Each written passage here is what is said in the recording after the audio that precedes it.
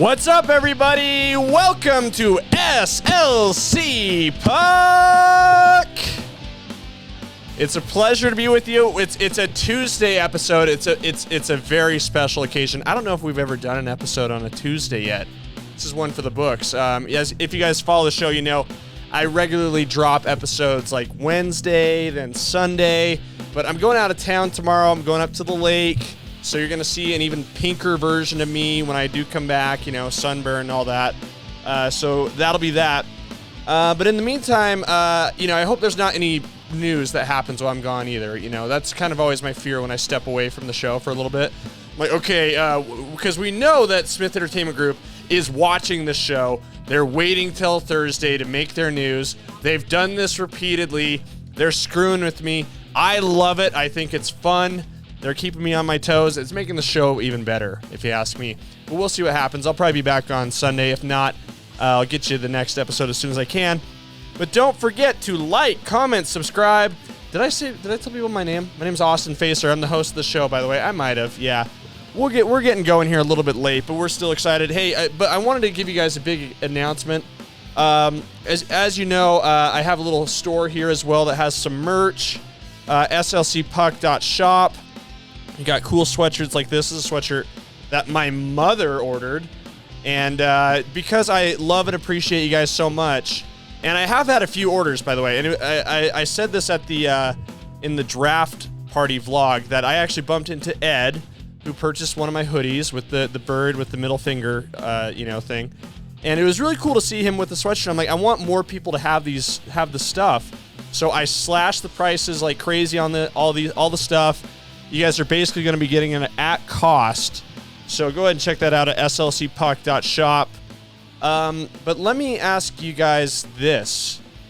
Do you have October 8th circled on your calendar? I think you should, because October 8th is a very big day. Do you know why? There's a few reasons, actually. I'll tell you why October 8th is a big day. In 1982, the musical Cats hit Broadway for the first time on October 8th, 1982, and I think went on a 30-40 year run. So that makes that occasion very big. Also, a lot of birthdays on October 8th. Wayne Gretzky's dad, Walter, was born on October 8th, 1938. This is a big one. 1943, Chevy Chase was born on October 8th. If you like Vacation, Fletch, all those movies, then October 8th is a date near and dear to your hearts. But wait! There's another reason why October 8th is a big day. It's monumental. In fact, it's going to be the first ever home regular season game for the Utah Hockey Club at the Delta Center. It's going to be crazy. It's going to be bonkers. The announcement was made today along with the rest of the regular season schedule for the Utah Hockey Club. Again, making their debut at Delta Center, formerly the Arizona Coyotes. We've been through the whole story. We know it all. It's real. It's getting more and more real by the day.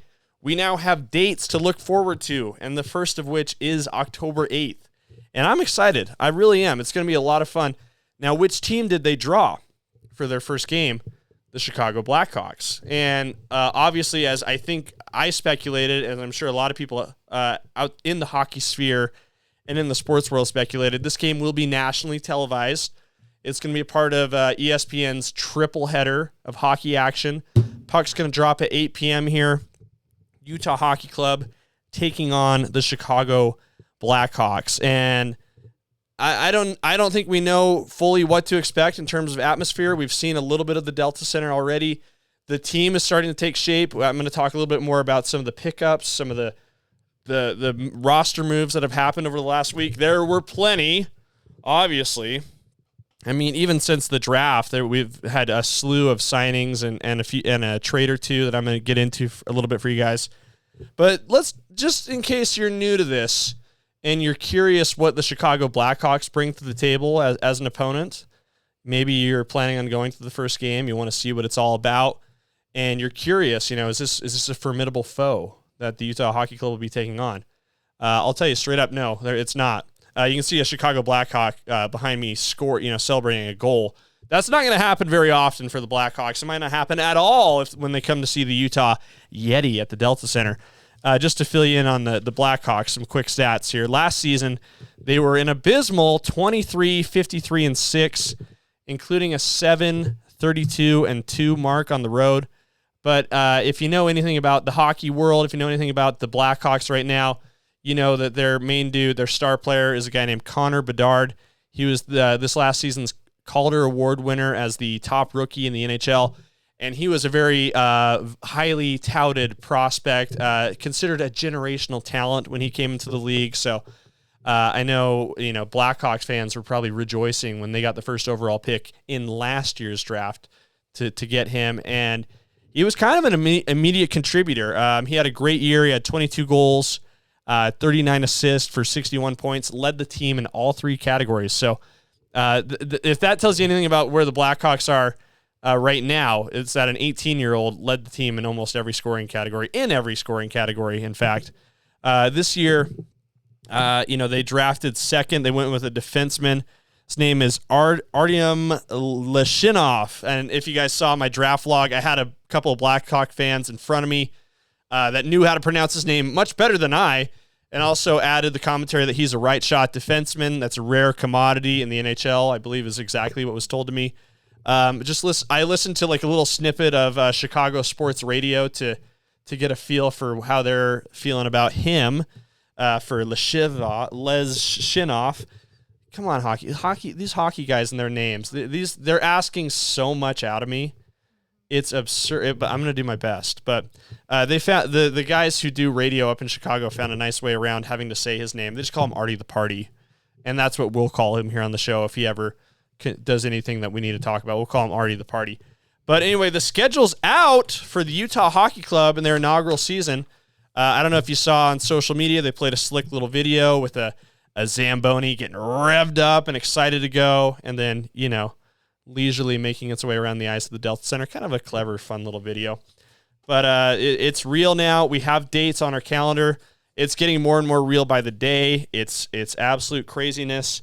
I was just looking over at the schedule too, and if you're planning on making it to a Utah Hockey Club game, I am happy to give you suggestions as to which game to go to. Because I think there are a lot of draws. I would say that some matchups are a little bit more interesting than others.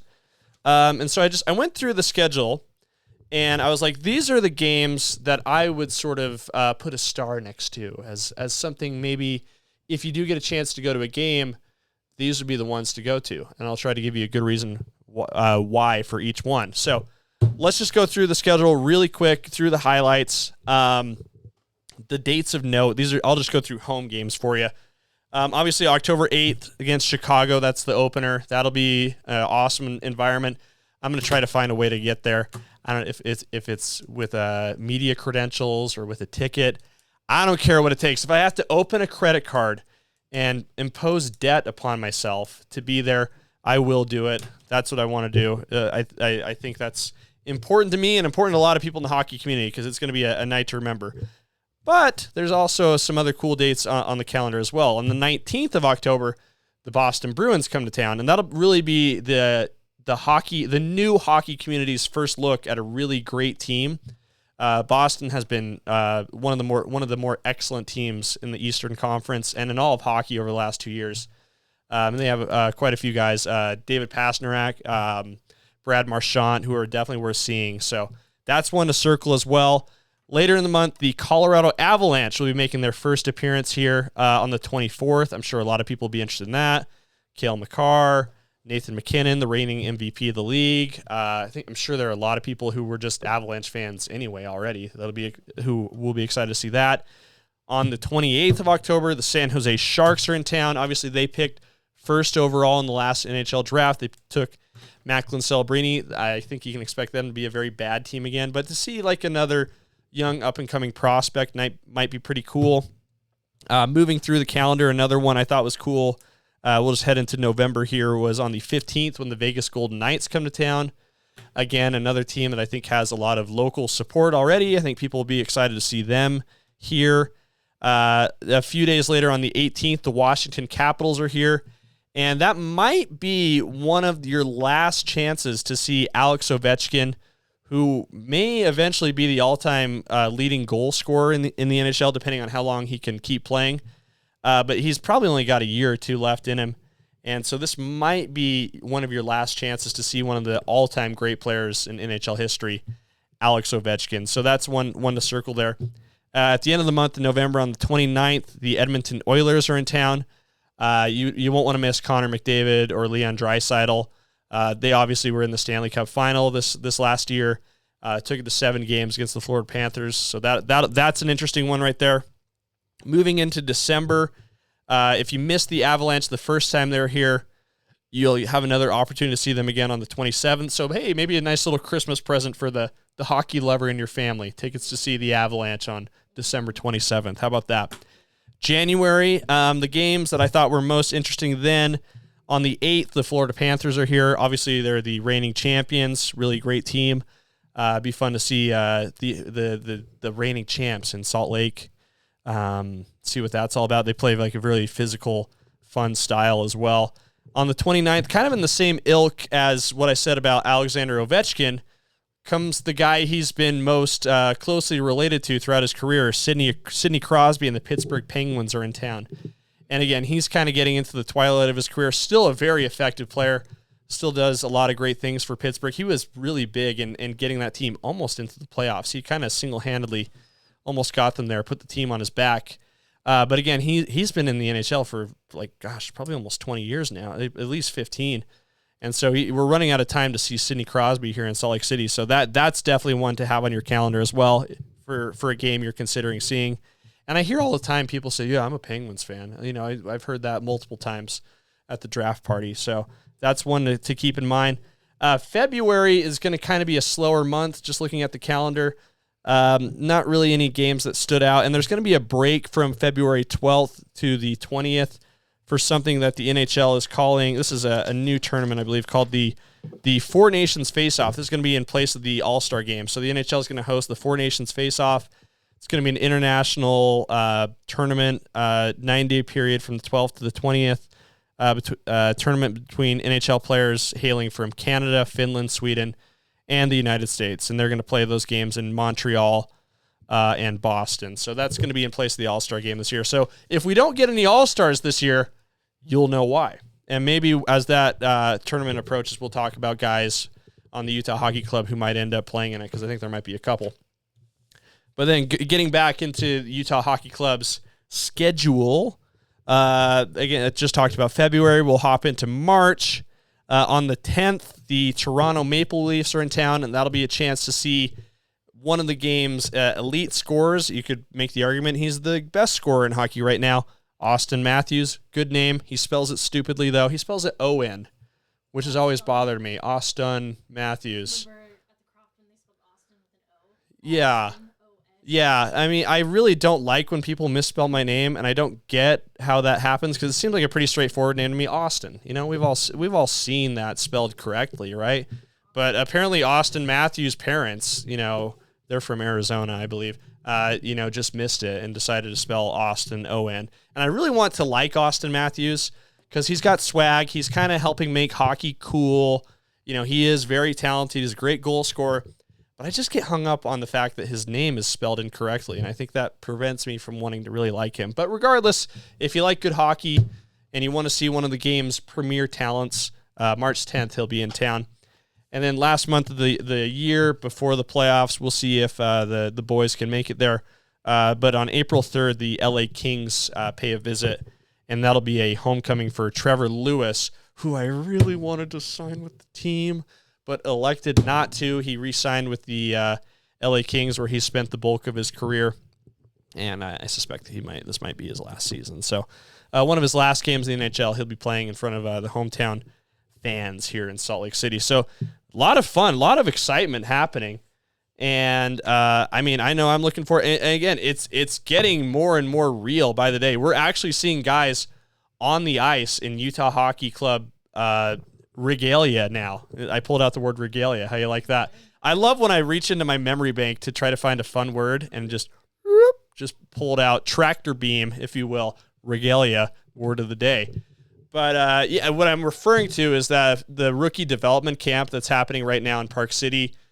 See a lot of guys who are kind of the prospects. Some of them are on entry-level contracts, so you might see them in the AHL and maybe work their way into the NHL to make their debuts this year. Some of them may have a handful of NHL games under their belt. I think the cool visual out of that, though, was T. Jaginla taking the ice in the number 12 jersey, same number his dad wore for most of his career. So that was pretty cool. And as I have said a couple times, it makes it real and it makes it exciting. And I mean, there's so much more to say. But here, what you have to understand is, like, a lot of the guys who are at rookie development camp right now are probably not going to be contributors to the team next year. I think a lot of them still have a lot of work to do to get into the NHL. And I want to talk about more in depth about some of the guys that will be immediate contributors. I don't want to waste a ton of time talking about guys who are going to be on the end of the bench, who are going to be coming up. But I do think that on draft day, via a pair of trades, that the Utah Hockey Club did manage to land a couple of guys who are going to be immediate contributors to the team. And I think one of them has a chance to be one of, if not the most important guys on the team for next season. I'm talking, of course, about Mikhail Sergachev. Yes, I think I said that right. Mikhail Sergachev and John Marino, who are both acquired via trade. I talked briefly about them on my last episode, but I wanted to get more in depth in them. And so what I did is I did a lot of research on these guys. I printed out their Wikipedia pages. I read some articles. NHL.com had some great stuff on both of these guys in the trade. And if you haven't had the chance to check out NHL.com yet, I encourage you, because there's a lot of good content there. And I think what's kind of fun is the commitment that you now see to have, like, advanced statistics. And when I say advanced statistics, it's like the fun stuff. It's stuff people actually care about. It's like, how fast was that shot? How fast does that guy skate? That's the kind of information that's now accessible on NHL Edge. And so they had some really cool stats here on Sergachev and Marino. But this article I found right here on NHL.com had a really awesome thesis right off the bat. The lead sentence was really nice. The Utah Hockey Club became one of the most improved teams at the 2024 NHL draft, acquiring Mikhail Sergachev and John Marino in separate deals and selecting forward prospect T. Jaginla with the 6th overall pick. So, but talking a little about Sergachev, this is the guy I was referring to. This is the guy who I think is going to be one of the most important players on the team. The forward group, we've talked about them a little bit. We talked about Clayton Keller. We talked about Lawson Krause. We talked about Logan Cooley. They've got a young core of, like, talent that can score the puck well. Matthias Maselli is another guy. You know, if you follow the Arizona Coyotes, you know who these guys are. If you're new to the team, we'll talk more about them later. But since we just got this guy Sergachev, I got to tell you, he's worth talking about. And just to fill you on him, he started his career. He was drafted. Let's see here. I have this written by the Montreal Canadiens, quickly traded after his rookie year to the Tampa Bay Lightning. And that's where he's been for the bulk of his career. He's won 2 Stanley Cups there. If you're new to hockey, this might surprise you, but the teams in Florida have been dominating the NHL over the last stretch, over the last maybe, I guess, 5 years or so. I believe the Lightning won the Cup in 2000 and 2001, and then we're very close in 2002, I believe. If I'm wrong, please correct me. I'm just going off the top of my head here. And then obviously the Florida Panthers won this last year. I think I was right, actually, because 2022 champion was the Colorado Avalanche. 2023 champion was the Vegas Golden Knights. Bingo. Nailed it. You're welcome. But the story with Sergachev is that he's kind of been up and coming. He's been developing his skills. He had a career year.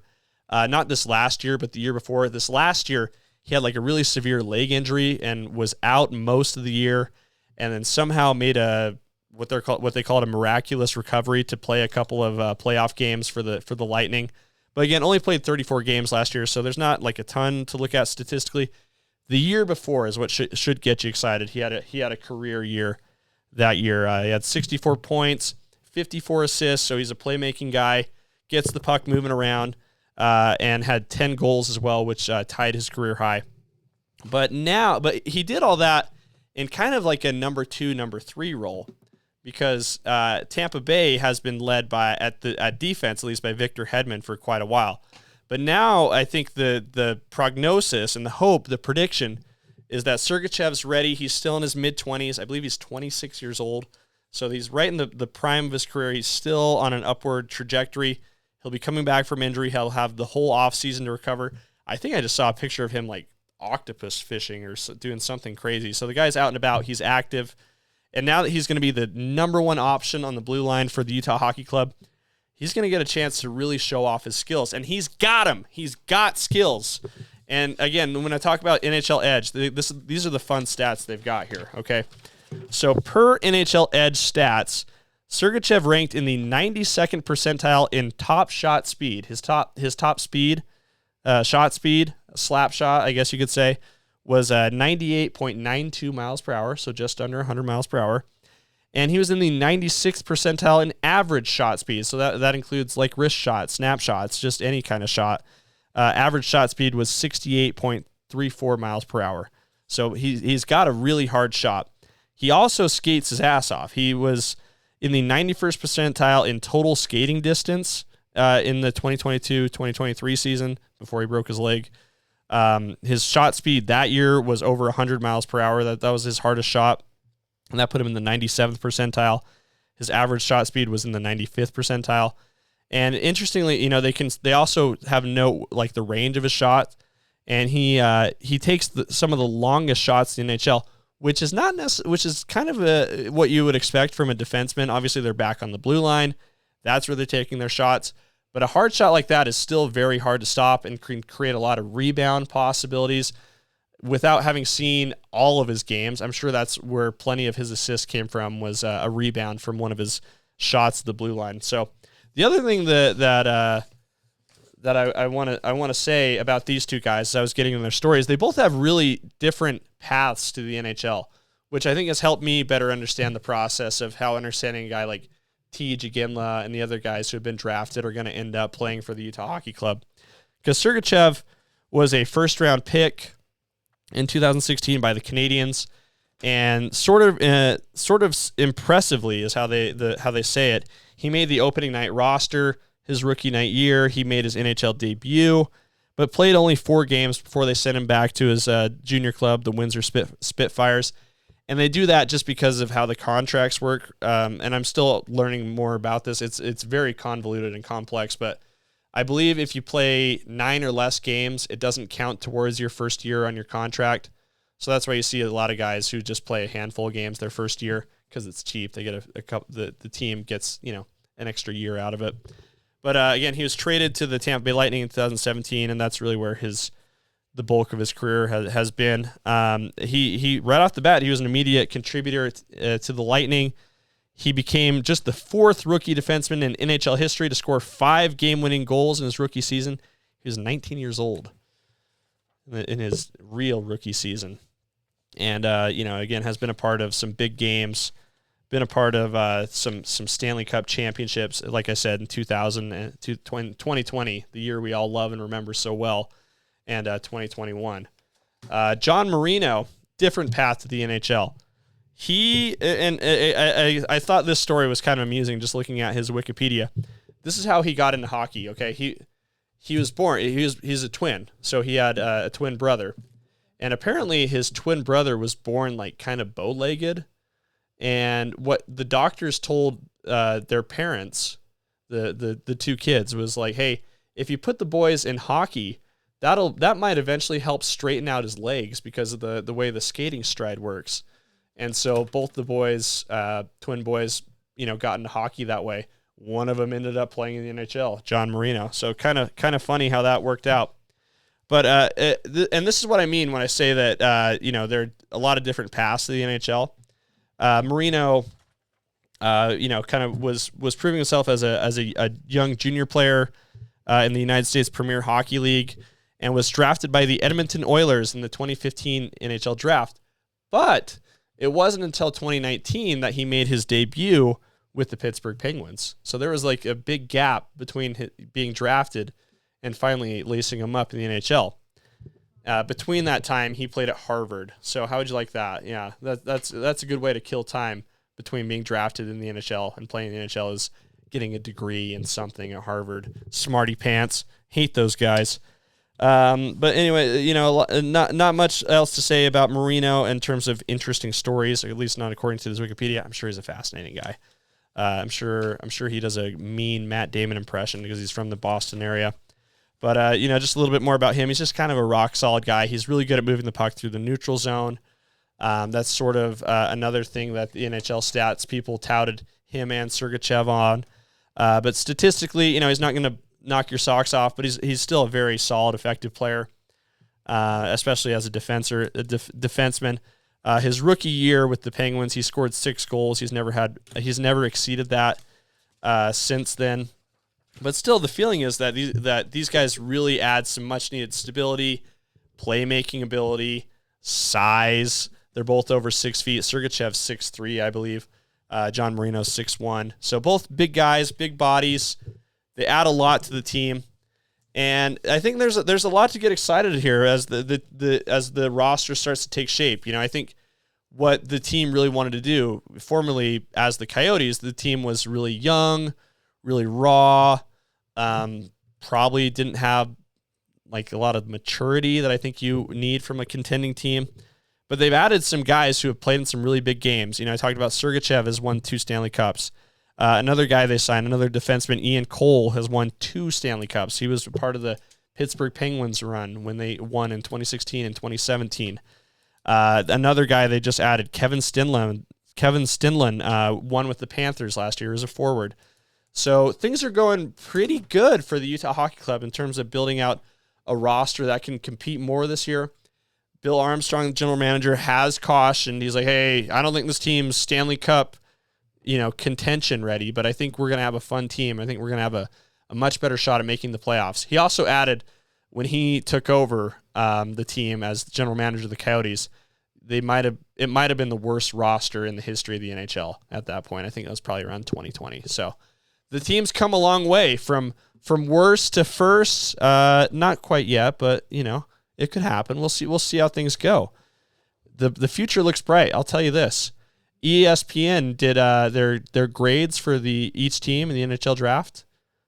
Which grade the Utah Hockey Club got? A+. Now, I'm not sure. I'll have to check with my mom, who's a school teacher, but I believe A+ might be the best grade you can get. So that's pretty exciting when you think about the future and think about guys like T.J. Genla. Again, probably a couple years away. He's just 17. But we'll see how he develops. He's maybe a year, maybe 2 away from ever playing for the Utah Yeti. But that'll be fun to see. But for now, we have a closer look at what the immediate future is going to look like for the Utah Hockey Club. Schedule's out. Roster's taking shape. I'm hitting the lake. I'm also writing the season preview for the Utah Hockey Club sorry, I'm saying this all weird. The Hockey News, obviously big-time hockey magazine, very kindly asked me to write the section on the Utah Hockey Club for their annual season preview issue. So I've been diving more into the team on that. That's been helpful. I've enjoyed that assignment. Thank you, Hockey News. Really been appreciating that. If I have more stuff to share with you guys in terms of my contributions to legit media, I'm happy to share that with you guys. But I really appreciate the support. This has been awesome. Again, you can like, comment, subscribe here if you're watching me on YouTube. Obviously the show's available on Apple, Spotify, wherever you get your stuff. You can also check everything out all together at slcpuck.com. And the merch, like I said, it's on sale now. It's cheaper for you. You're welcome. slcpuck.shop. But really appreciate you guys. Thanks for tuning in to another episode, and we'll talk soon.